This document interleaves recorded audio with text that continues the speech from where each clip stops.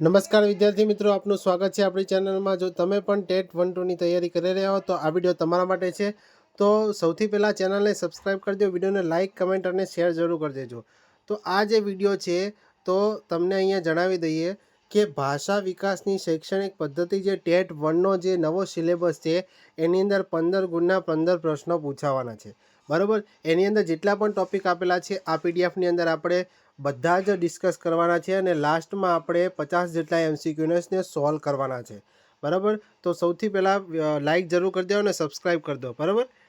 તો હવે આગળ સૌથી પહેલો જે ટોપિક છે કે અધ્યયન અને ભાષા સંપ્રાપ્તિ એટલે કે લર્નિંગ એન્ડ એક્વિઝિશન્સ, બરાબર। તો ભાષા શીખવાની પ્રક્રિયાને આપણે સામાન્ય રીતે જોવા જઈએ તો અધ્યયન અને સંપ્રાપ્તિ એટલે કે લર્નિંગ અને સંપ્રાપ્તિ એટલે કે એક્વિઝિશન, આમ બે ભાગમાં વહેંચી શકીએ છીએ, બરાબર। બે મુખ્ય ભાગોમાં વહેંચવામાં આવે છે। તો એની અંદર લક્ષણ છે અહીંયા કયા લક્ષણ છે? ભાષા સંપ્રાપ્તિ એટલે કે એક્વિઝિશન એટલે કે અર્જિત કરવું, ભાષા અધ્યયન એટલે કે શિક્ષણ, શીખવું, બરાબર। તો અહીંયા લક્ષણ છે પ્રકૃતિ। પ્રકૃતિ છે તો ભાષા સંપ્રાપ્તિની અંદર અચેતન મન હોય છે એટલે કે સબકોન્શિયસ માઇન્ડ હોય છે। તો એ કેવી છે પ્રક્રિયા? કુદરતી પ્રક્રિયા છે, બરાબર। અને ભાષા અધ્યયન છે એ સભાન એટલે કે કોન્શિયસ હોય છે, જેમાં પ્રયત્નપૂર્વકની પ્રક્રિયા જોવા મળે છે। ત્યાર પછી પર્યાવરણનું જે લક્ષણ છે તો પર્યાવરણમાં શું આવે છે ભાષા સંપ્રાપ્તિની અંદર? તો ઘર, સમાજ અને આસપાસનું વાતાવરણ જોવા મળતું હોય છે। જ્યારે ભાષા અધ્યયનની અંદર વર્ગખંડ આવે છે, શાળા આવે છે, પુસ્તકો અને નિયમોનો સમાવેશ થતો હોય છે, બરાબર। ધ્યાનની વાત કરીએ તો અહીંયા ભાષા સંપ્રાપ્તિની અંદર ભાષાનો ઉપયોગ થાય છે, એમાં કમ્યુનિકેશન ઉપર ધ્યાન કેન્દ્રિત કરવામાં આવે છે। જ્યારે ભાષા અધ્યયન છે તો એમાં જે ગ્રામરના નિયમો હોય, બરાબર, ભાષાના જે નિયમો છે એના ઉપર ધ્યાન અહીંયા કેન્દ્રિત કરવામાં આવતું હોય છે। આમાં પ્રથમ ભાષા કઈ હોય છે? તો ભાષા સંપ્રાપ્તિની અંદર પ્રથમ ભાષા કેવી હોય છે? માતૃભાષા। જે બાળક જે છે એ માતૃભાષામાં શીખે છે, બરાબર। એને ભાષા પ્રથમ માતૃભાષા હંમેશા સંપ્રાપ્તિ દ્વારા શીખવાય છે। જ્યારે ભાષા અધ્યયન છે એટલે કે બીજી ભાષા કે વિદેશી ભાષા સામાન્ય રીતે અધ્યયન દ્વારા શીખવાતી હોય છે, બરાબર। નેક્સ્ટ હવે આપણે આગળ વાત કરીએ, મનોવૈજ્ઞાનિકની વાત કરીએ તો જે અહીંયા ભાષા સંપ્રાપ્તિ છે એ અચેતન રીતે જ્ઞાનનું આંતરિકીકરણ કરતું જોવા મળે છે। જ્યારે પેલું શું છે જે શાળા દ્વારા આપવામાં આવતું હોય છે તો એ કેવું છે સભાનપણે અને જે વ્યાકરણના નિયમો હોય છે એનું સ્મરણ કરાવવામાં આવે છે અને પ્રયોગ કરવામાં આવતો હોય છે। તો આવી જ રીતે તમે આ ટોપિકને યાદ રાખો તો આપણે સારી રીતે આ ટોપિકને કવર કરી શકીએ છીએ, બરાબર। હવે એનો શૈક્ષણિક પ્રભાવ શું હોય છે, બરાબર। તો એ શૈક્ષણિક પ્રભાવ જોઈએ તો કે અસરકારક ભાષા શિક્ષણ માટે શિક્ષકે વર્ગખંડમાં સંપ્રાપ્તિ માટે કુદરતી અને સંવાદાત્મક એટલે કે કમ્યુનિકેટિવ વાતાવરણ ઊભું કરવું જોઈએ, બરાબર। એકબીજા સાથે કમ્યુનિકેટ કરી શકે, જ્યાં ભૂલોનો ડર ન હોય, બરાબર। બાળકો ભૂલ કરે તો ભૂલ એનો ડર ના હોય, બરાબર, કે શિક્ષક તમને ઠપકો કે ગુસ્સો નહીં કરે, બરાબર। વિદ્યાર્થીઓ કેવી રીતે મુક્તપણે ભાષાનો અહીંયા ઉપયોગ કરી શકે છે। તો એ વર્ગખંડનું વાતાવરણ એવું તમારે બનાવવાનું છે કે બાળકો છે એકબીજા સાથે કમ્યુનિકેટ કરી શકે, ભાષાનું આદાન પ્રદાન કરી શકે, બરાબર, એકબીજા સાથે મુક્તપણે વાત કરી શકે। એ વર્ગખંડની અંદર ડરનો કોઈ માહોલ જોવા મળતો ન હોય, બરાબર। ડર મુક્ત વાતાવરણ તમારે વર્ગખંડમાં તમારે બનાવવાનું રહેશે, બરાબર। હવે આપણે આ પહેલો ટોપિક જોઈ ગયા, બરાબર। આ ટોપિક જેટલું તમે શીખ્યા એટલું તમે યાદ રાખો તો પણ એટલું ઇનફ રહેશે, બરાબર। ત્યાર પછી હવે આગળ વાત કરીએ છીએ બીજો ટોપિક કે ભાષા શિક્ષણના સિદ્ધાંતો એટલે કે પ્રિન્સિપલ્સ ઓફ લેંગ્વેજ ટીચિંગ। તો ભાષા શિક્ષણના અહીંયા મુખ્ય સિદ્ધાંતો અહીંયા આપેલા છે। તો પહેલો સિદ્ધાંત છે વર્તનવાદી સિદ્ધાંત એટલે કે બિહેવિયરિઝમ, જે કોને આપેલો છે? BF સ્કિનર દ્વારા આપવામાં આવ્યો છે। તો ખાસ તમારે યાદ રાખવાનો કે પૂછી શકે કે વર્તનવાદી સિદ્ધાંત જે બિહેવિયર ઉપર આધારિત છે એ કોણે આપેલો છે? તો BF સ્કિનરે આપેલો છે। એનો મુખ્ય વિચાર શું છે કે ભાષા એ અનુકરણ એટલે કે ઇમિટેશન અને પુનરાવર્તન એટલે કે રિપીટેશન અને પ્રબલન એટલે કે રીઇન્ફોર્સમેન્ટ દ્વારા શીખવવામાં આવેલ એક આદત છે. તો બીએફ સ્કિનરે શું કીધું કે ભાષા છે અનુકરણ દ્વારા, એક પ્રકારે રિપીટેશન કરી શકે, પ્રબલન દ્વારા, આ બધા દ્વારા આ શીખવવામાં આવતી હોય છે. અધ્યાપન પદ્ધતિની વાત કરીએ તો કઈ અધ્યાપન પદ્ધતિ ઉપયોગ કરવામાં આવે છે? તો ડ્રિલ્સ, પુનરાવર્તિત કસરતો અને ભૂલ રહિત શિક્ષણ પર ભાર અહીંયા મૂકવામાં આવતો હોય છે. શેમાં? વર્તનવાદી સિદ્ધાંત જે બીએફ સ્કિનરે આપેલો છે તેની અંદર. બીજો જે સિદ્ધાંત છે એ જન્મજાતવાદ એટલે કે ઇનએરિઝમ અને આંતરિક સિદ્ધાંત એટલે કે નોમ ચોમ્સ્કીએ જે આપેલો છે. બરાબર, નોમ ચોમ્સ્કીએ કયો આપેલો છે? આંતરિક સિદ્ધાંત અથવા જન્મજાતવાદ આપેલો છે. તો એની અંદર મુખ્ય વિચાર શું છે? તો મનુષ્ય ભાષા શીખવાની જન્મજાત ક્ષમતા એટલે કે બાળક જ્યારે જન્મે છે ત્યારથી જ એની અંદર ભાષા ફિટ થયેલી હોય છે એવું કહેવા માગે છે. બરાબર, લેંગ્વેજ એક્વિઝિશન ડિવાઇસ. બરાબર, એની અંદર LAD પહેલેથી જ આ ડિવાઇસ અંદર ફિટ કરેલું હોય છે. બરાબર, એવું અહીંયા કોણ કહે છે? નોમ ચોમ્સ્કી કહે છે કે બાળકો ઝડપથી વ્યાકરણના જટિલ નિયમો છે એ આ જે ડિવાઇસ હોય છે, કઈ ડિવાઇસ? લેંગ્વેજ એક્વિઝિશન ડિવાઇસ હોય છે, એના દ્વારા તે સમજી લે છે. એની અધ્યાપન પદ્ધતિ કઈ છે? તો વિદ્યાર્થીઓને ભાષાના જટિલ માળખાનું પ્રત્યક્ષ રીતે જ્ઞાન કરાવવાને બદલે તેમને મુક્તપણે સંવાદ કરવાની અહીંયા તક આપે છે. બરાબર, મુક્તપણે સંવાદ કરવાની તક શેમાં આપેલી છે? તો આંતરિક સિદ્ધાંતની અંદર. બરાબર, જન્મજાતવાદ છે એ નોમ ચોમ્સ્કી જે એની અંદર મુક્તપણે સંવાદ કરવાની તક આપતું હોય છે. બરાબર, તો અહીંયા લાઈન ઉપરથી પણ આ જે પોઈન્ટ છે એ પોઈન્ટ ઉપરથી પણ તમને ડાયરેક્ટ તમને પૂછી શકે છે. બરાબર, નેક્સ્ટ આપણે જોઈએ ત્રીજો જે સિદ્ધાંત છે એ રચનાત્મકતાનો સિદ્ધાંત જે કન્સ્ટ્રક્ટિવિઝમ, ઇંગ્લિશ નામ પણ આપણે ખાસ યાદ રાખવાનું છે. તો હવે એની અંદર જે રચનાત્મકવાદનો સિદ્ધાંત છે એમાં વાયગોસ્કી અને પિયાજે બંને અહીંયા સમાવેશ થાય છે. તો મુખ્ય વિચાર શું છે આમનો? કે વિદ્યાર્થીઓ જ્ઞાનનું નિર્માણ એટલે કે કન્સ્ટ્રક્ટિવિઝમ તેમના પૂર્વજ્ઞાન અને અનુભવોને આધારે કરતા હોય છે. બાળકોની અંદર જે પહેલેથી જ ફિટ થયેલું છે એટલે કે પૂર્વજ્ઞાન અને એ બાળકોને કેવો અનુભવ છે એ બંનેના આધારે જ બાળકો શું છે? જ્ઞાનનું નિર્માણ કરતા હોય છે. બરાબર, હવે વાયગોસ્કીએ કયો નિયમ આપ્યો છે આની અંદર? કે વાયગોસ્કીનો એક અલગ નિયમ છે. વાયગોસ્કીનો સામાજિક સાંસ્કૃતિક વાદ છે. બરાબર, સોશિયો કલ્ચરલ થિયરી એટલે કે સામાજિક સાંસ્કૃતિક વાદ આપણે કહીએ છીએ આને. તો આ જે ભાષા છે એ સામાજિક ક્રિયા પ્રતિક્રિયા, બાળક જ્યારે સમાજ સાથે પ્રતિક્રિયા કરે છે ત્યારે એ ભાષા શીખે છે. સોશિયલ ઇન્ટરેક્શન, એકબીજા સાથે આદાન પ્રદાન કરે છે ત્યારે સોશિયલ ઇન્ટરેક્શન દ્વારા ભાષા શીખતો હોય છે. ZPD એટલે કે ઝોન પ્રોક્સિમલ ડેવલપમેન્ટ, પૂરું નામ ખાસ યાદ રાખજો.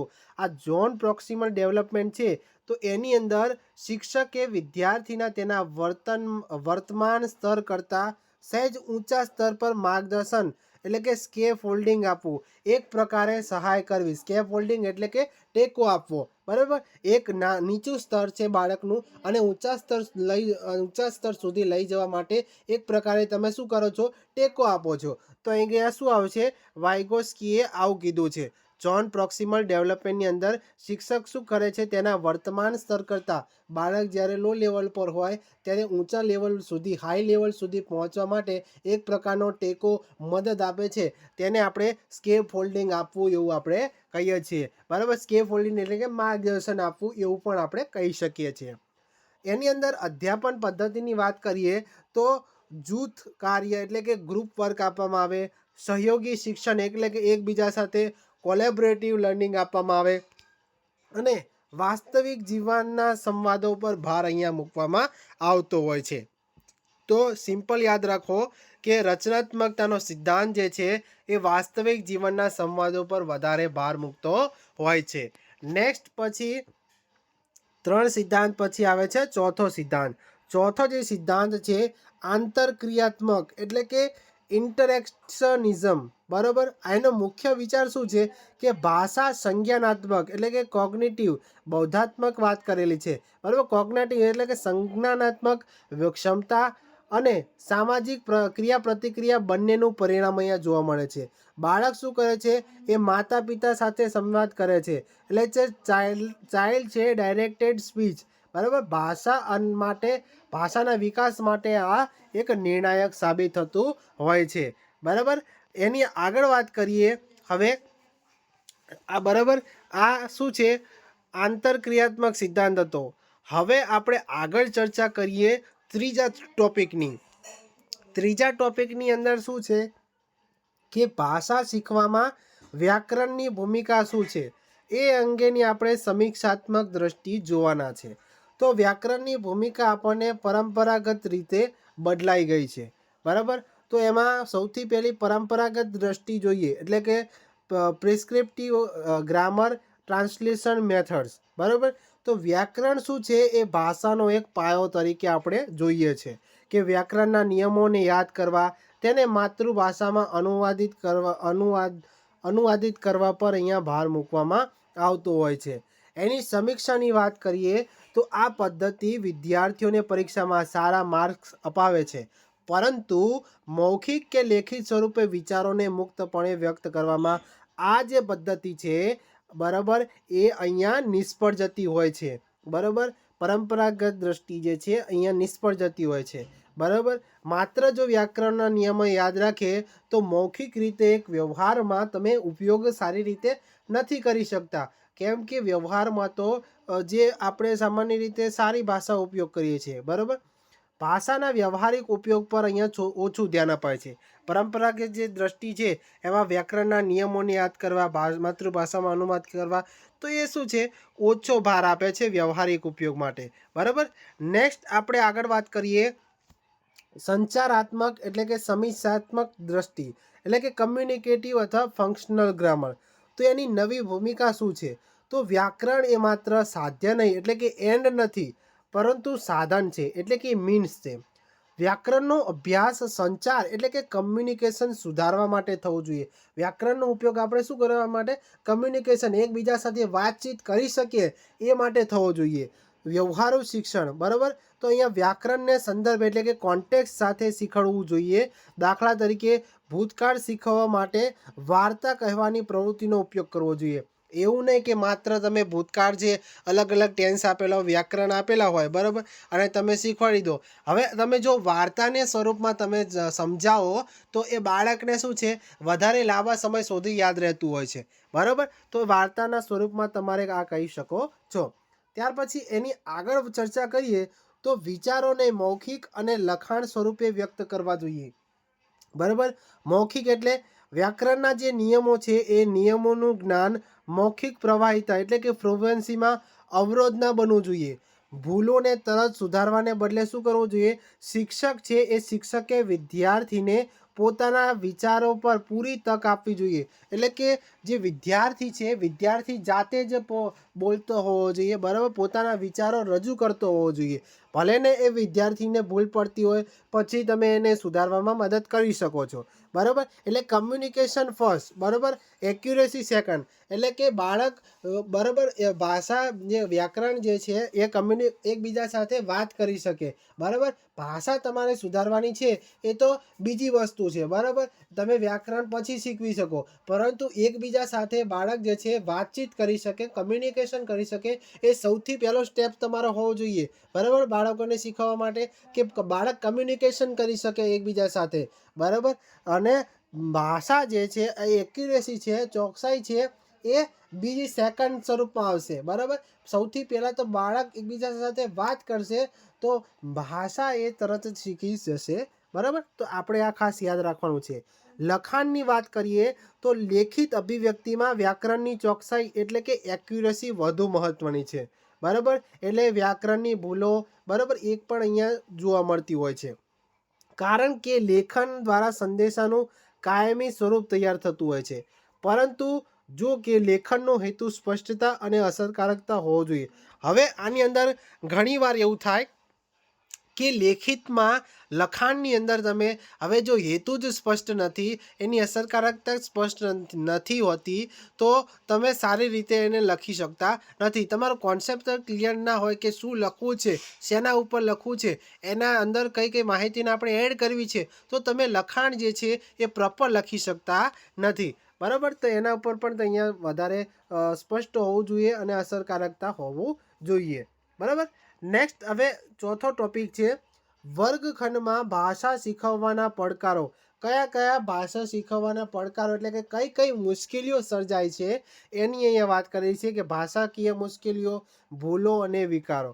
તો અહીંયા એ વિશે આપણે ચર્ચા કરીએ.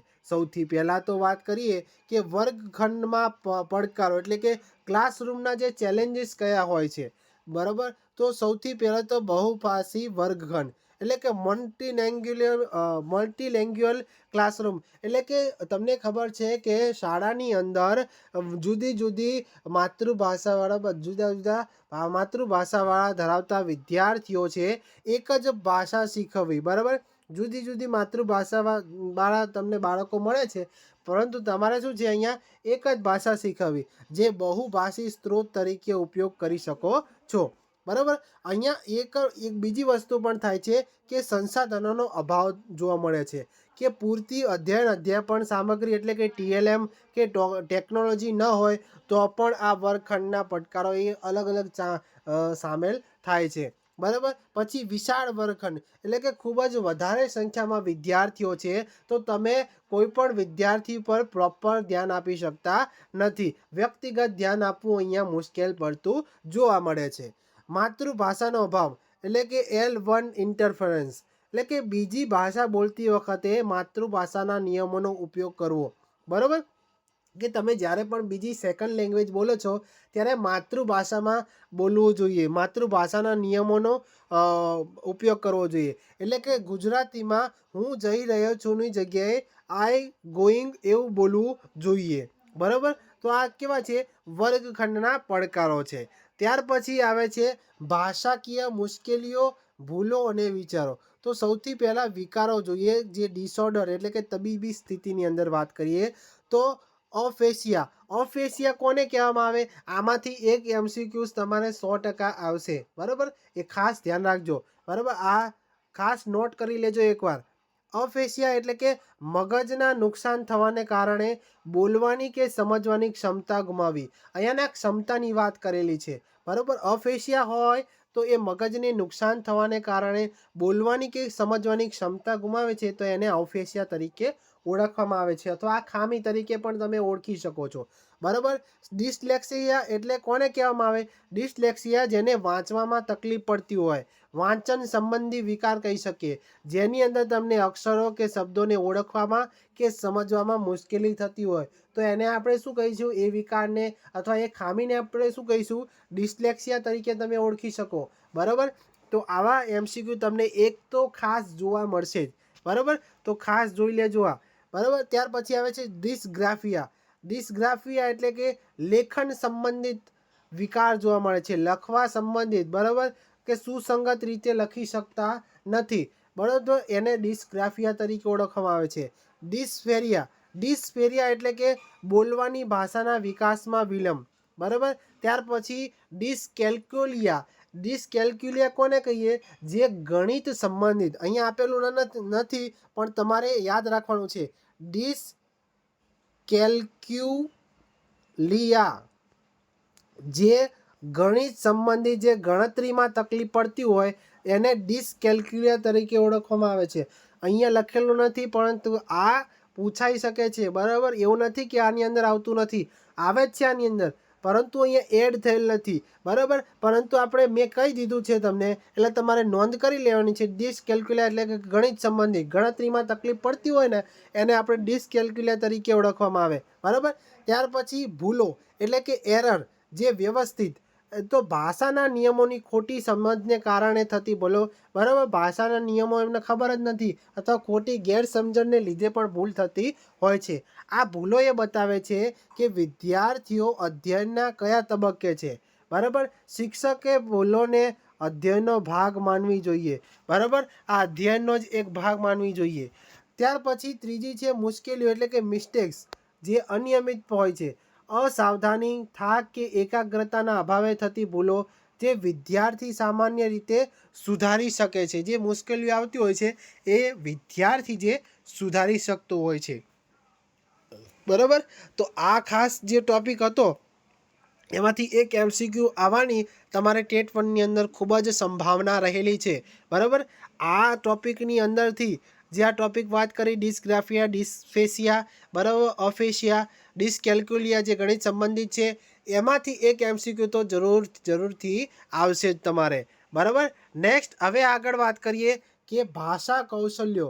ભાષા કૌશલ્યો એટલે કે લેંગ્વેજ સ્કિલ, જેને આપણે લિસનિંગ, સ્પીકિંગ, રાઇટિંગ અને લિસનિંગ, સ્પીકિંગ, પછી આર છે રીડિંગ અને રાઇટિંગ, LSRW આ પણ તમને પૂછાઈ શકે છે. બરાબર, જે ભાષાના કે છે મુખ્ય 4 કૌશલ્યો છે જે એકબીજા સાથે જોડાયેલા અને ક્રમબદ્ધ જોવા મળે છે. તો હવે એના વિશે ચર્ચા કરીએ આપણે. તો જે આટલા સુધી વિડીયો જોયો છે વિદ્યાર્થીઓએ, એ વિડીયો જરૂર લાઈક કરજો અને કમેન્ટ કરીને જણાવો કે આટલા સુધી વિડીયો જોયો તો તમને કેવો લાગ્યો. બરાબર, હવે અહીંયા ક્રમ, કૌશલ્ય, પ્રકાર અને હેતુ આપેલા છે. બરાબર, તો સૌથી પહેલું કૌશલ્ય છે કે શ્રવણ એટલે કે સાંભળી શકે, લિસનિંગ. તો એના પ્રકાર કેવો છે? ગ્રહણશીલ, એમાં રિસેપ્ટિવ કહી શકીએ. હેતુ શું છે કે બોલાતી ભાષાને સાંભળીને તેનો અર્થ સમજવો. બરાબર, શ્રવણ એને કહીએ. શ્રવણ કૌશલ્ય કોને? બોલતી ભાષા હોય અને સાંભળીને તેનો અર્થ સમજી શકે. બરાબર, પ્રકાર કેવો છે? ગ્રહણશીલ. કથન કૌશલ્ય જે છે એને સ્પીકિંગ કહીએ છીએ. એમાં ઉત્પાદક એટલે કે પ્રોડક્ટિવ. એમાં શું કે છે હેતુ કે મૌખિક રીતે વિચારો વ્યક્ત કરવા. બરાબર, સ્પીકિંગ એટલે બોલવાનું. બરાબર, મૌખિક રીતે બોલવાના, વિચારોને વ્યક્ત કરવાના. ત્યાર પછી આવે છે રીડિંગ એટલે કે વાંચન, જે શું કરે છે? ગ્રહણ કરવાની શક્તિ ધરાવે છે, રિસેપ્ટિવ. બરાબર, ગ્રહણ કરવાની શક્તિ આપણે ધરાવતા હોય છે. હવે એનો હેતુ શું છે કે લિખિત સામગ્રીને વાંચીને તેનો અર્થ સમજવો. જે લખેલી સામગ્રી હોય એને સમજી વાંચીને એનો અર્થ સમજવાની વાત કરેલી છે. ત્યાર પછી લેખન એટલે કે રાઇટિંગ, એમાં ઉત્પાદક એટલે કે પ્રોડક્ટિવ છે. એમાં લિખિત સ્વરૂપે જે વિચારો હોય એ વ્યક્ત કરવાની વાત કરેલી છે. બરાબર, LSRW આ તમારે ખાસ યાદ રાખવાના છે. ભાષાના 4 કૌશલ્યો છે, LSRW. તો આનો ક્રમ પણ તમને સાચો પૂછી શકે છે કે LSRW કયો ક્રમ જોવા મળે છે. બરાબર, તમને ખોટો જ ઓપ્શન આપી દીધા હોય તો તમારે LSRW ખાસ યાદ રાખવાનો. બરાબર, નેક્સ્ટ આપણે આગળ વાત કરીએ એની અંદર કે સંકલિત અભિગમની વાત કરીએ એટલે કે ઇન્ટિગ્રેટેડ એપ્રોચની વાત કરીએ તો ભાષા શિક્ષણમાં આ કૌશલ્યોને અલગથી શીખવાને બદલે તમારે એકબીજા સાથે જોડીને શીખવવું જોઈએ. બરાબર, કે તમે વાર્તા સંભળાવી શકો, જે શ્રવણ કૌશલ્ય વિકસાવી શકે, તેના વિશે ચર્ચા કરી શકો, જે કથન કૌશલ્ય જે સાબિત થશે. બરાબર, વાર્તા વાંચવી એટલે કે વાંચનની રીડિંગ કહી શકાય.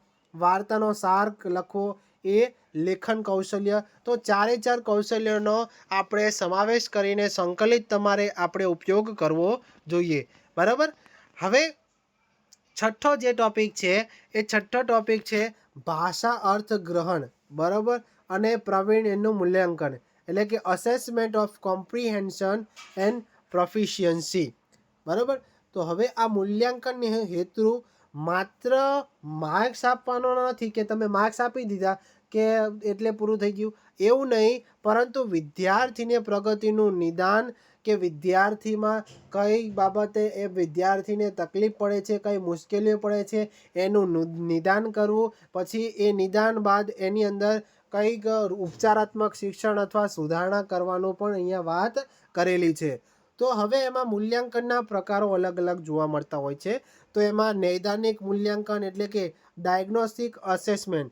ડાયગ્નોસ્ટિક એટલે કે શું કહી શકો કે અધ્યયનની પ્રક્રિયામાં શરૂઆતમાં વિદ્યાર્થીની જે નબળાઈઓ છે અને શક્તિઓ, જે પણ નબળાઈઓ અને શક્તિઓને જાણવા માટે આપણે કઈ પદ્ધતિઓ ઉપયોગ કરીએ છીએ? નૈદાનિક એટલે કે ડાયગ્નોસ કરવા માટે. બરાબર, કોઈ પણ રોગ હોય, બરાબર, ડૉક્ટર જે પણ સર્જન હોય કે ડૉક્ટર હોય, બરાબર, તો એ શું કરે છે? ડાયગ્નોસ કોણ કરે છે કે રોગ ખબર પડે ને રોગ ખબર પડે તો જ એનું નિદાન આપણે કરી શકીએ, એની દવા આપણે આપી શકીએ. હવે જો રોગ જ ખબર ના પડે કે કયો રોગ તમને થયો છે, બરાબર, તો એ ડૉક્ટર છે કે બરાબર એ તમને કઈ રીતે ગોળી આપી શકે, બરાબર. તો એ માટે આ ડાયગ્નોસ અસેસમેન્ટ એટલે કે અધ્યયન પ્રક્રિયાની શરૂઆતમાં વિદ્યાર્થીની નબળાઈઓ કહીએ છીએ, શક્તિઓ જાણવા માટે અહીંયા નૈદાનિક મૂલ્યાંકન કરવામાં આવે છે. રચનાત્મક મૂલ્યાંકનની વાત કરીએ એટલે કે ફોર્મેટિવ અસેસમેન્ટ, તો એ શિક્ષણ પ્રક્રિયામાં દરમિયાન સતત સુધારો કરવા માટે આપણે રચનાત્મક મૂલ્યાંકન કરતા હોઈએ છીએ, જેની અંદર તમે અલગ અલગ પદ્ધતિનો ઉપયોગ કરી શકો. પ્રશ્નોત્તરી, જૂથ ચર્ચા, ગમે અલગ અલગ રચનાત્મક મૂલ્યાંકન માટે આ વાપરી શકો છો.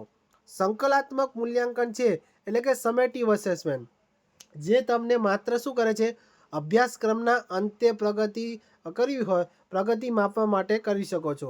એટલે કે દાખલા તરીકે અંતે પ્રગતિ કરવી હોય તો તમે શું કરી શકો છો કે વાર્ષિક પરીક્ષા માટે સંકલાત્મક મૂલ્યાંકન અહીંયા ઉપયોગ કરવામાં આવતું હોય છે સામાન્ય રીતે, બરાબર. ત્યાર પછી હવે કૌશલ્ય આધારિત મૂલ્યાંકન, કે અલગ અલગ કૌશલ્યોના આધારિત મૂલ્યાંકન કરવામાં આવ્યું, કે શ્રવણ એટલે કે લિસનિંગ, બરાબર, કે શિક્ષક દ્વારા વંચાતી વાર્તા કે સૂચનાઓ પછીના પ્રશ્નોના જવાબો આપવા, બરાબર, ઓડિયો ક્લિપનો સારાંશ આપો. તે શું છે, કૌશલ્ય આધારિત, કે શિક્ષક શું કરે છે કે વાર્તા વાંચતો હોય છે, પછી વાર્તા પછી શું કરે છે કે એ વાર્તાઓ કે સૂચનાઓ પછી શિક્ષક છે વિદ્યાર્થીઓને પ્રશ્ન પૂછે છે અને પ્રશ્નોના વિદ્યાર્થીઓ જવાબ આપે છે. તો અહીંયા શું કરે છે, શ્રવણ કૌશલ્યનો આધારિત મૂલ્યાંકન કર્યું આપણે કહેવાય. બીજું છે કથન. કથન એટલે કે સ્પીકિંગમાં તમે ભૂમિકા ભજવવી એટલે કે નાટક, રોલ પ્લે કરવો. ચર્ચા વિચારણા એટલે કે તમે ટીવીમાં જોયું હશે કે ડિબેટ કરતા હોય છે, પક્ષ અને વિપક્ષ બંને શું કરતા હોય છે, ડિબેટ કરતા હોય, કોઈ ગહન વિષય ઉપર ચર્ચા કરતા હોય છે, બરાબર. ચિત્ર જોઈને વર્ણન કરવું, વાર્તા કહેવી, આ કેવી છે, કથન એટલે કે સ્પીકિંગ સંબંધિત મૂલ્યાંકન કરે છે. ત્યાર પછી વાંચન એટલે કે રીડિંગ, એટલે કે મૌન વાંચન પછી પ્રશ્નોના જવાબ આપે. વાંચનની ગતિ અને સમજૂતી એટલે કે કોમ્પ્રિહેન્શન માપવી. શબ્દ ભંડોળનું પરીક્ષણ કરવું, બરાબર, અલગ અલગ શબ્દ ભંડોળ હોય કે વિદ્યાર્થીઓ આ વાંચો, બરાબર, તો એ વાંચન સંબંધી પણ અહીંયા મૂલ્યાંકન કરે છે. લેખન એટલે કે રાઇટિંગમાં શું કરો, તમે બાળકોને નિબંધ લેખન આપો, પત્ર લેખન આપો, સારાંશ લેખન આપો, કથનમાંથી પ્રશ્નોના ઉત્તર લખવા કહો, વ્યાકરણની ચોકસાઈ તપાસો, વિચારોની સુસંગતતા અને શબ્દ ભંડોળનું મૂલ્યાંકન પણ તમે આની અંદર કરી શકો છો. આ જે છે એ કયા છે, કૌશલ્ય આધારિત મૂલ્યાંકન તમને કહેવામાં આવે છે. ત્યાર પછી આપણે વાત કરીએ સાતત્યપૂર્ણ અને સર્વગ્રાહી મૂલ્યાંકન, બરાબર, કન્ટિન્યુઅસ કરવામાં આવે છે, કે શિક્ષણોના શૈક્ષણિક એટલે કે સ્કોલેસ્ટિક અને સહશૈક્ષણિક એટલે કે કો સ્કોલેસ્ટિક બંને પાસાઓને સતત એટલે કે કન્ટિન્યુઅસ અને વ્યાપક એટલે કે કોમ્પ્રિહેન્સિવ રીતે મૂલ્યાંકન કરવું, સતત અને સર્વગ્રાહી મૂલ્યાંકન કહેવામાં આવે છે. એનું પૂરું નામ શું થશે, કન્ટિન્યુઅસ કોમ્પ્રિહેન્સિવ ઇવેલ્યુએશન, સતત અને સર્વગ્રાહી મૂલ્યાંકન. ત્યાર પછી આપણે આગળ જઈએ તો એની અંદર અધ્યયન અને અધ્યાપન સામગ્રી એટલે કે ટીચિંગ લર્નિંગ મટીરિયલ્સ, TLM. તો એની અંદર અસરકારક ભાષા શિક્ષણ માટે TLM જરૂરી છે. તો એની અંદર પાઠ્યપુસ્તક એટલે કે ટેક્સ્ટ બુક આવશે. તો ટેક્સ્ટ બુકની ભૂમિકા શું છે, તો એ અભ્યાસક્રમનો આધાર સ્તંભ છે. તે ભાષા શિક્ષણને એક માળખું એટલે કે સ્ટ્રક્ચર પૂરું પાડતું જોવા મળે છે. એની મર્યાદા શું છે કે પાઠ્યપુસ્તક માત્ર એક સાધન છે, તે એકમાત્ર આધાર હોવો જોઈએ નહીં. તમારે શિક્ષક તરીકે તમારે શું કરવું જોઈએ કે માત્ર ચોપડી પૂરતું જ મર્યાદિત ન રહેવું જોઈએ. એને બહારની જે વ્યવહારુ જીવનમાં પણ ઉપયોગ લઈ શકાય એના વિશે પણ તમારે માહિતી આપવી જોઈએ, એના વિશે પણ તમારે શિક્ષણ આપવું જોઈએ. શિક્ષકે શું કરવું જોઈએ, પાઠ્યપુસ્તક ઉપરાંત અન્ય સ્ત્રોતોનો પણ ઉપયોગ કરવો જોઈએ. માત્ર એવું ના માની લેવું જોઈએ કે બુકમાં લખેલું છે એ જ આપણે શીખવાનું છે, પરંતુ એને વ્યવહારુ જ્ઞાન પણ આપણે આપવાનું છે, જીવન જરૂરિયાત, એને રિયલ લાઈફ એક્ઝામ્પલ પણ તમારે આપવાનું છે. માત્ર જે બુકમાં આપેલા છે એ ઉદાહરણોનો ઉપયોગ નહીં, તમે જીવનમાં જે ઉપયોગ કરો છો એ ઉદાહરણ પણ બાળકોને આપવા જોઈએ. નેક્સ્ટ આગળ વાત કરીએ મલ્ટીમીડિયા મટીરિયલ એટલે કે સામગ્રી, તો એની અંદર દાખલાઓ જોઈએ, એમાં પ્રોજેક્ટર આવે, સ્માર્ટ બોર્ડ આવે, કોમ્પ્યુટર આવે, ઓડિયો વિડીયો ક્લિપ્સ આવે, શૈક્ષણિક એપ્સ આવે, ઇન્ટરનેટ આવે. એના લાભ શું છે? તો એની અંદર શ્રવણ અને કથન કૌશલ્યો સુધારવા માટે મદદરૂપ કરી શકો છો. વિદ્યાર્થીઓમાં આના લીધે શું પડે છે?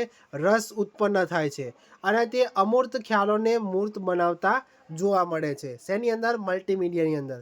ત્યાર પછી આવે છે વર્ગખંડના બહુભાષી સ્ત્રોતો, એટલે કે multi language resources in the classroom. બહુભાષિતાનું મહત્ત્વ શું છે? કે બહુભાષિતાને સમસ્યાને બદલે સ્ત્રોત તરીકે અહીંયા જોવી જોઈએ. એનો ઉપયોગ શું છે? કે વિદ્યાર્થીની માતૃભાષા એટલે કે પહેલી ફર્સ્ટ લેંગ્વેજ હોય છે અને બીજી ભાષા લેંગ્વેજ 2 શીખવવા માટે એક પુલ એટલે કે બ્રિજ તરીકે અહીંયા કામ કરતું જોવા મળે છે. વર્ગખંડમાં વિદ્યાર્થીઓને તેમની માતૃભાષામાં વાતચીત કરવાની કે પૂછવાની છૂટ આપવી જોઈએ. એવું નહીં કે તમે જે કહો એ ભાષામાં વિદ્યાર્થીઓ વાતચીત કરે એવું નહીં, પરંતુ પોતાની માતૃભાષામાં વાતચીત કરવાની આપણે અને પૂછવાની છૂટ આપવી જોઈએ. સામગ્રી શું હોય છે? તો કે જુદી જુદી ભાષાઓમાં સમાચાર પત્રો, વાર્તાના પુસ્તકો, દ્વિભાષી શબ્દકોશ વગેરેનો તમે અહીંયા ઉપયોગ કરી શકો છો. ત્યાર પછી આવે છે ઉપચારાત્મક શિક્ષણ એટલે કે રિમિડિયલ ટીચિંગ.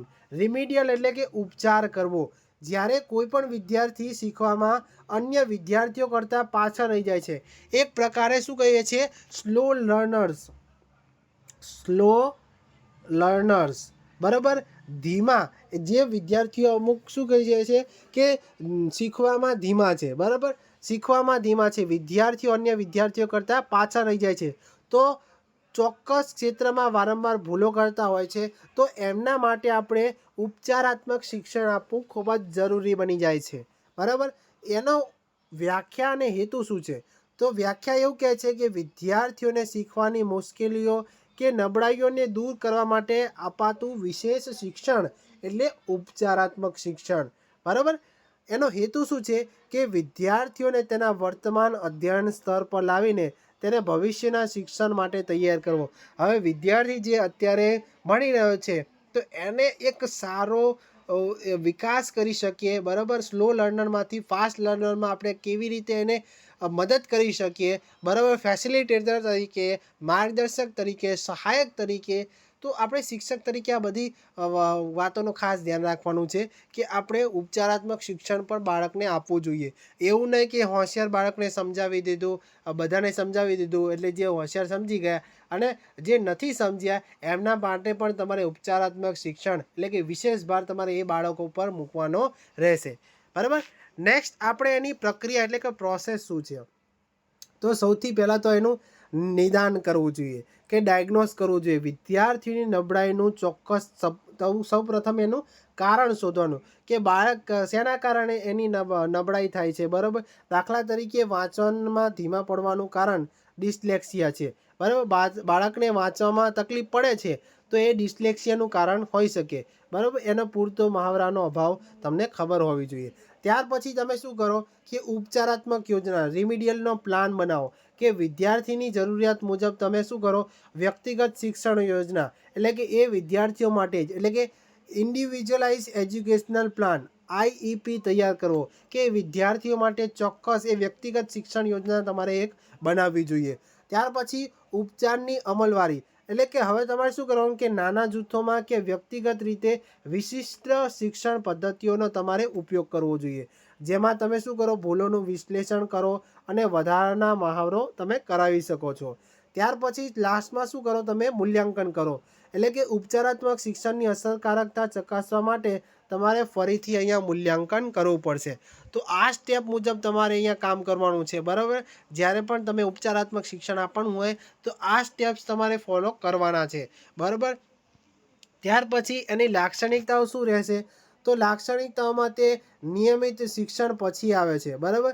કે પહેલાં નિયમિત શિક્ષણ આપી દીધું, પછી કંઈ નબળાઈઓ થાય છે, બાળકમાં કંઈક રહી જાય છે, કંઈક વિદ્યાર્થીઓ ઓછું ધીમી ગતિએ શીખે છે, તો એવા વિદ્યાર્થીઓને આપણે ઉપચારાત્મક શિક્ષણ આપવાની વાત કરેલી છે. બરાબર? તે ચોક્કસ અને કેન્દ્રિત એટલે કે ફોકસ હોય છે કે કોઈક એક વિદ્યાર્થી છે, બરાબર, એ વિદ્યાર્થીને વાંચવામાં તકલીફ પડે છે, તો એના માટે ફોકસ હોય છે, કેન્દ્રિત હોય છે. બરાબર? તે સકારાત્મક અને પ્રોત્સાહક હોવું જોઈએ. એવું સકારાત્મક હોવું જોઈએ. એવું નહીં કે તમે બધા એકવાર સમજાવી દીધું પછી તમે બીજા વિદ્યાર્થીઓ છે જેને નથી સમજણ પડતી એને ધમકાવો, ગુસ્સો કરો. તો આપણે વર્ગખંડનું વાતાવરણ એવું રાખવું જોઈએ કે એમાં ડરનો માહોલ ના હોય. મુક્તપણે એકબીજા સાથે વાત કરી શકે. તમને બાળક પૂછી શકે કે સાહેબ મને આ ટૉપિકમાં મને સમજણ નથી પડી, આ ટૉપિકને મને ફરીથી સમજાવો. તો તમારે અલગ અલગ પદ્ધતિઓ દ્વારા પણ તમે બાળકને શીખવવાનું છે. બરાબર, તો આ ઉપચારાત્મક શિક્ષણ પણ તમારે ખાસ આપવાનું રહેશે. બરાબર, નેક્સ્ટ આપણે આગળ વાત કરીએ. હવે એ બધા જ જે ટૉપિક આપણે સમજ્યા એના 50 MCQs આપણે જોઈએ છે. તો હવે પહેલો પ્રશ્ન છે, ભાષા સંપ્રાપ્તિ એટલે કે એક્વિઝિશનની પ્રકૃતિ કેવી હોય છે? તો ભાષા સંપ્રાપ્તિની પ્રકૃતિ અચેતન હોય છે અને કુદરતી હોય છે. ઓપ્શન બી તમારો સાચો જવાબ આવશે. બાળક તેની પ્રથમ ભાષા એટલે કે માતૃભાષા મુખ્યત્વે કઈ પ્રક્રિયા દ્વારા શીખે છે?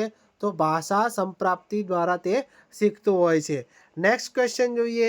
ભાષા શિક્ષણનો વર્તનવાદી સિદ્ધાંત એટલે કે બિહેવિયરિઝમ શેના ઉપર ભાર મૂકે છે? તો એ અનુકરણ, પુનરાવર્તન અને પ્રબલન આ 3 ઉપર તે વધારે ભાર મૂકે છે. ત્યાર પછી નેક્સ્ટ ક્વેશ્ચન જોઈએ. લેંગ્વેજ એક્વિઝિશન ડિવાઇસ LAD એનો ખ્યાલ કયા વિદ્વાને આપ્યો છે? તો નોમ ચોમ્સ્કી. આપણે પહેલાં જ પણ કીધું કે તમને આવો પ્રશ્ન પૂછાશે તો આ એને ધ્યાનમાં રાખીને જ બનાવવામાં આવે છે. નોમ ચોમ્સ્કીએ લેંગ્વેજ એક્વિઝિશન ડિવાઇસનો ખ્યાલ આપેલો છે. નેક્સ્ટ ક્વેશ્ચન, લેવ વાઇગોસ્કી છે એના રચનાત્મકતા સિદ્ધાંત મુજબ ભાષા શીખવામાં સૌથી મહત્વપૂર્ણ શું છે? તો સામાજિક ક્રિયા પ્રતિક્રિયા. લેવ વાઇગોસ્કી મુજબ રચનાત્મક સિદ્ધાંત જે છે એ બાળક જે છે ભાષા ક્યારે શીખે છે? જ્યારે સમાજમાં જાય છે, એકબીજા સાથે આદાન પ્રદાન કરે છે, કમ્યુનિકેશન એકબીજા સાથે કરે છે, બરાબર, સમાજ સાથે.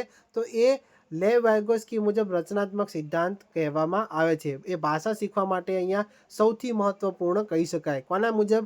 લેવ વાઇગોસ્કી મુજબ. નેક્સ્ટ ક્વેશ્ચન જોઈએ. ZPD ઝોન પ્રોક્સિમલ ડેવલપમેન્ટનો સંબંધ કયા સિદ્ધાંત સાથે સમજાયેલો છે? સામાજિક સાંસ્કૃતિક સિદ્ધાંત. બરાબર, લેવ વાઇગોસ્કીનો કેવો છે? Social cultural development. બરાબર, જે થિયરી છે એના મુજબ સામાજિક સાંસ્કૃતિક સિદ્ધાંત જોડાયેલો છે. ભાષા કૌશલ્યનો સાચો ક્રમ. આપણે આગળ પણ વાત કરી કે તમારે શોર્ટ ફોર્મમાં શું યાદ રાખવાનું? LSRW. બરાબર, લિસનિંગ એટલે શ્રવણ, સ્પીકિંગ એટલે કથન, R એટલે કે રીડિંગ એટલે કે વાંચન, W એટલે કે રાઇટિંગ, LSRW. આ પણ તમને ઘણીવાર તમે જોયું હશે જૂના પેપરો જો તમે ચેક કરતા હોય અને આ ટૉપિક આપેલો હોય, બરાબર, તો આ ટૉપિકના પ્રશ્ન તમે CTETમાં પણ લગભગ આ પ્રશ્ન તમે જોયેલો જ હશે. બરાબર, તો આ CTET માટે પણ આ વિદ્યાર્થીઓને ખૂબ જ ઉપયોગી રહેશે. LSRW એ ભાષા કૌશલ્યોનો સાચો ક્રમ છે. બરાબર, નેક્સ્ટ ક્વેશ્ચન જોઈએ. કયા કૌશલ્યોને ગ્રહણશીલ કૌશલ્ય એટલે કે રિસેપ્ટિવ સ્કિલ્સ કહેવામાં આવે છે? તો શ્રવણ કૌશલ્ય અને વાંચન એટલે કે LS, લિસનિંગ એન્ડ સ્પીકિંગ. બરાબર, મૌખિક સ્વરૂપે વિચારો વ્યક્ત કરવાનું કૌશલ્ય કયું છે? કથન એટલે કે સ્પીકિંગ. ઇંગ્લિશ નામ પણ તમારે ખાસ યાદ રાખવાનું. બરાબર, ઘણીવાર એવું બને કે જો તમને ઇંગ્લિશને ગુજરાતીમાં આપેલું હોય તો તમારે એ રીતે પણ ખાસ જોવાનું રહેશે. બરાબર, ઇંગ્લિશ ગુજરાતીમાં ઘણીવાર ગુજરાતીમાં ભૂલ થઈ જાય અને ઇંગ્લિશમાં આપેલું હોય તો ઇંગ્લિશમાં આપણે સાચું માની શકીએ છીએ. બરાબર, તો ઓપ્શન ડી તમારો સાચો જવાબ આવશે. નેક્સ્ટ ક્વેશ્ચન જોઈએ. સંચારાત્મક અભિગમમાં એટલે કે કમ્યુનિકેટિવ અપ્રોચમાં વ્યાકરણની ભૂમિકા શું હોય છે? તો એ માત્ર સાધન છે સંચાર સુધારવા માટે. બરાબર, ભાષા શીખવતી વખતે શિક્ષકે ભૂલોને તરત સુધારવાને બદલે વિદ્યાર્થીને વિચાર પૂરો કરવાની તક આપે છે. તો આ કઈ પ્રવાહિતા એટલે કે ફ્લુવન્સી પર વધારે ભાર મૂકે છે? તો બાળક જે છે એ ફ્લુવન્સી પર વધારે ભાર મૂકે છે. ભલે ને બાળક જ્યાં ભૂલો કરતો હોય તો બાળકને મુક્ત રીતે બોલી શકે. બરાબર, જે પણ ભૂલો કરે પણ બાળક જેમ જેમ બોલતો જશે તેમ તેમ એની ભાષાની શુદ્ધિકરણ વધારે થતું જશે. બરાબર, તો એ માટે ફ્લુઅન્સી એટલે કે પ્રવાહિતા ખૂબ જ જરૂરી બની જાય છે. એટલે બાળકને તમારે એવી તકો પૂરી પાડવી જોઈએ. નેક્સ્ટ આપણે આગળ વાત કરીએ કે માતૃભાષાના નિયમોનો ઉપયોગ બીજી ભાષામાં થવો તેને શું કહેવાય? તો માતૃભાષાનો હસ્તક્ષેપ, બરાબર, L1 ઇન્ટરફિયરન્સ તરીકે ઓળખવામાં આવે છે. નેક્સ્ટ ક્વેશ્ચન કે વાંચન સંબંધિત વિકાર શું કહેવામાં આવે છે? બરાબર, તો ડિસ્લેક્સિયા. ડિસ્લેક્સિયા એટલે કે વાંચન સંબંધિત, બરાબર. એની બદલે તમને જો કેલ્ક્યુલેશન સંબંધિત એટલે કે ગણિત સંબંધિત પૂછે તો તમારે શું જવાબ આવશે? ડિસ્કેલ્ક્યુલિયા. લખવામાં મુશ્કેલી કે હાથના હલનચલનનો વિકાર થાય છે તો એ ડિસ્ગ્રાફિયા તરીકે ઓળખવામાં આવે છે. નેક્સ્ટ ક્વેશ્ચન, વર્ગખંડમાં બહુભાષિતા એટલે કે મલ્ટી લેંગ્વેજને કેવી રીતે જોવી જોઈએ? તો એક સ્ત્રોત અથવા સંસાધન તરીકે તમારે જોવી જોઈએ.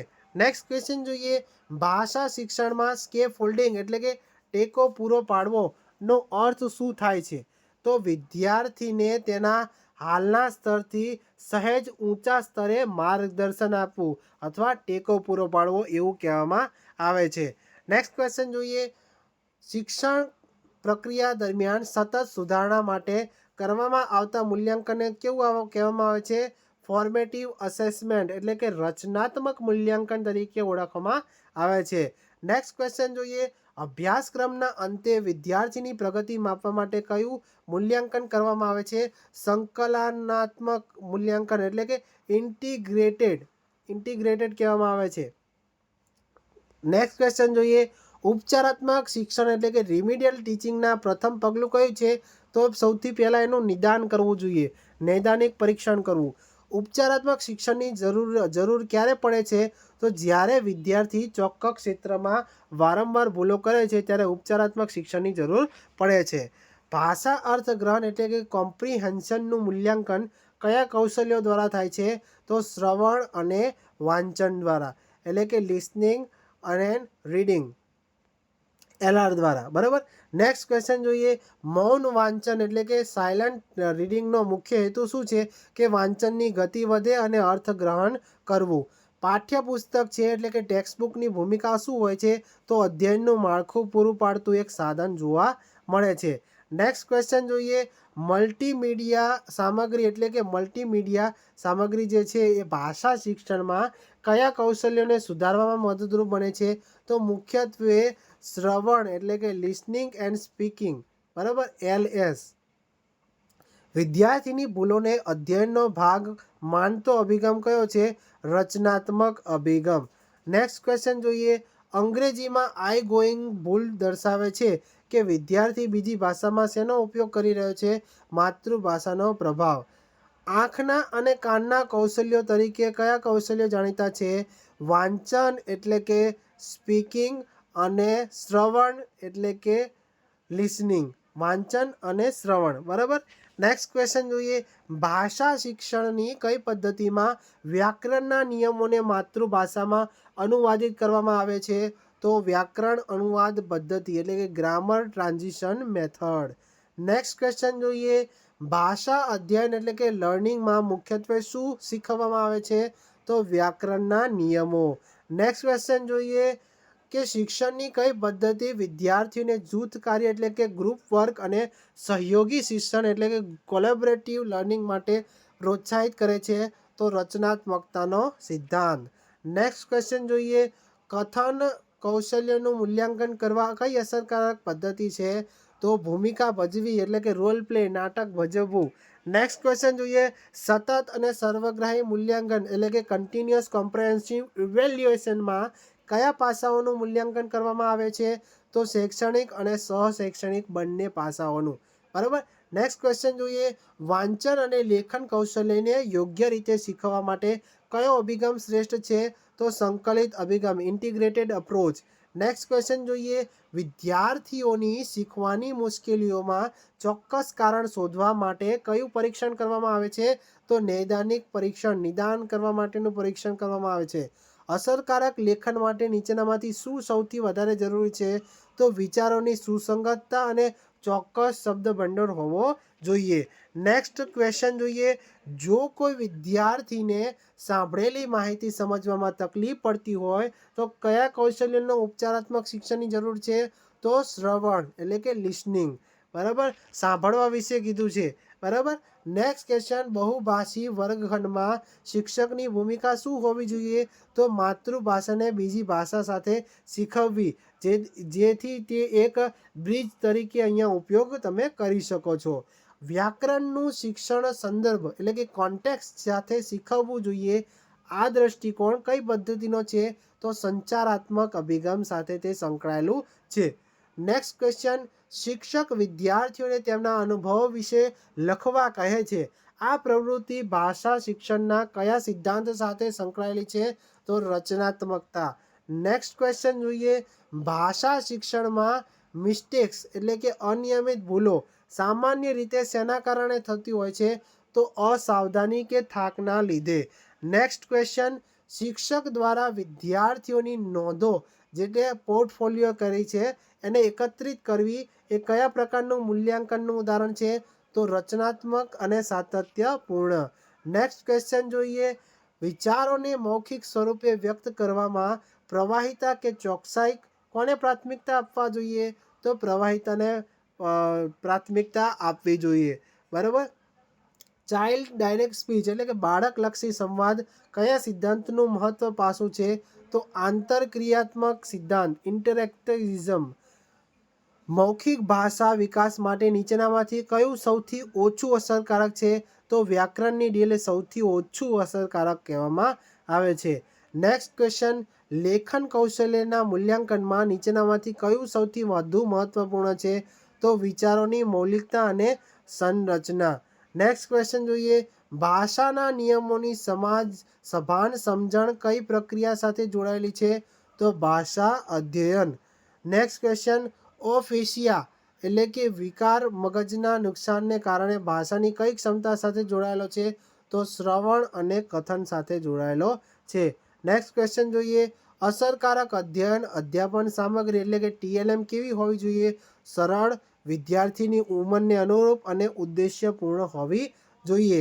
નેક્સ્ટ ક્વેશ્ચન, ઉપચારાત્મક શિક્ષણ એટલે કે રિમિડિયલ ટીચિંગમાં વ્યક્તિગત શિક્ષણ યોજના એટલે કે ઇન્ડિવિજ્યુઅલ એજ્યુકેશન પોલિસી યોજના જે છે એ કોના આધારે તૈયાર કરવામાં આવે છે? તો વિદ્યાર્થીની ચોક્કસ જરૂરિયાત અને નબળાઈઓને ધ્યાનમાં રાખીને. બરાબર. લાસ્ટ ક્વેશ્ચન જોઈએ, ભાષા કૌશલ્યમાં અલગથી નહીં પરંતુ સાથે શીખવાની હિમાયત કયો અભિગમ કરે છે? સંકલિત અભિગમ એટલે કે ઇન્ટિગ્રેટેડ. બરાબર. હવે જો તમને આ વિડીયો ગમ્યો હોય તો વિડીયોને લાઈક જરૂર કરજો અને આ વિડીયોને જેટલો તમે વારંવાર રિવિઝન કરશો, બરાબર, તો એટલો તમને આ 15 માર્કનો જે આ ટોપિક છે, બરાબર, આ 15 ગુણના આ બધા ટોપિકમાંથી 15 MCQ એટલે 15 પ્રશ્નો તમને પૂછાવાના છે. તો આમાંથી તમે જેટલું રિવિઝન કરશો તો 15માંથી આરામથી તમે 10 માર્ક આમાંથી કવર કરી શકો છો. તો વિડીયોને લાઈક કરો, તમારા મિત્રો સુધી આ વિડીયોને શેર કરો અને સબસ્ક્રાઈબ ના કર્યો તો સબસ્ક્રાઈબ જરૂર કરાવો. બરાબર. આટલો પ્રયત્નથી તમને વિડીયો બનાવીએ છીએ ને તમે સબસ્ક્રાઈબ કરાવતા નથી, લાઈક કરતા નથી, કમેન્ટ કરતા નથી.